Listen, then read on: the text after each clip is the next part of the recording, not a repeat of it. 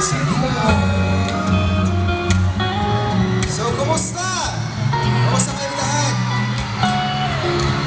Madami ba dito ang sumusubaybay sa Kahit Konting Pagtingin? Talaga? Bago tayo mapunta sa Kahit Konting Pagtingin, sino ba dito ang sumubaybay rin sa Walang Hanggan? Sino ba dito yung sumubaybay sa tambalan namin ni Julia? Kami lang kasi inagaw ni Coco siya sa akin Sige nga, ano pangalan mo sa Walang Hanggan? Nathan! Nathan, ano pangalan ng misis ko sa Walang Hanggan? Katerina! Si Katerina na tanging ako lang ang minamahal. Kaya gusto ko ang Katerina, ako lang ang mahal niya At bilang natapos na yung Walang Hanggan, nakita ko ulit si Katerina. Siyempre, nami-miss ko naman. Nami-miss ko na nilalambing niya ako,